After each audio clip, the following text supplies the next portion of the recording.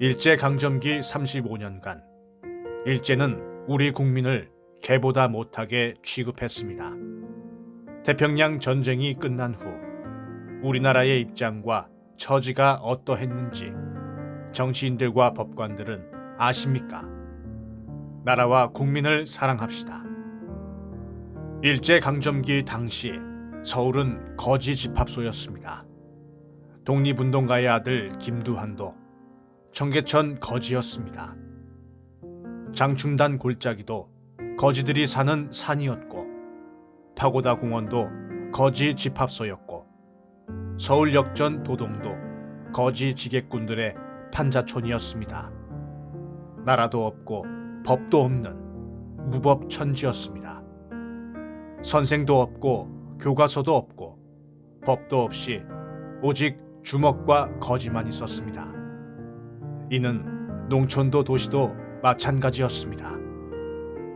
일제강점기 말엽, 농촌이나 도시나 농사 지은 곡식은 다 공출됐고 배급 주는 것으로 겨우 살았습니다. 한데 해방 후라고 먹을 양식이 있었겠습니까? 이때 해외 각국에 나가 있던 국민들이 다시 고국으로 몰려왔습니다. 하나 먹을 것이 없었습니다. 법도 없었습니다. 이때 좌익과 우익이 서로 정권을 잡기 위해 싸웠고, 그 결과 남쪽은 미군이, 북쪽은 소련군이 점령했습니다. 그래도 이때는 남북 국민이 왕래했습니다. 그 당시 굶어 죽는 사람이 한두 사람이 아니었습니다.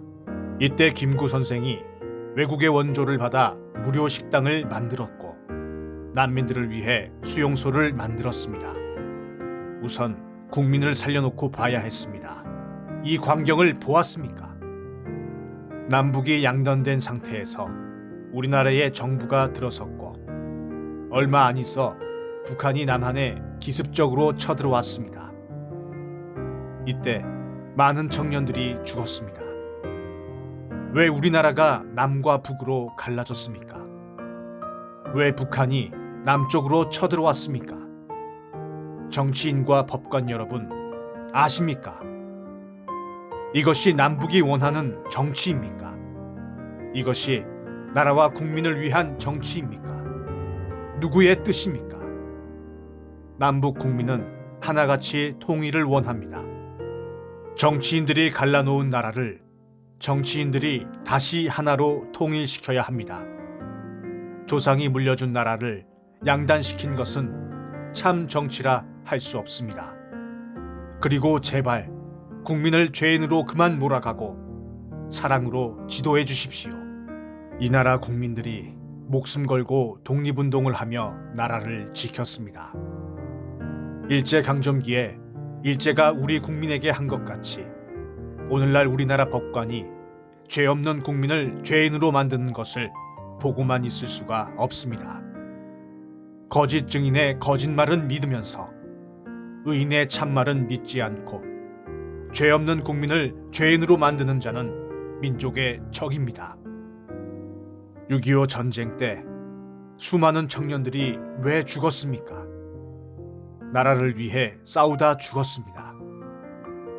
판사님, 검사님은 일제강점기 독립군들 같이 6.25 전쟁 참전 용사들 같이 목숨 걸고 싸워 나라를 지켰습니까?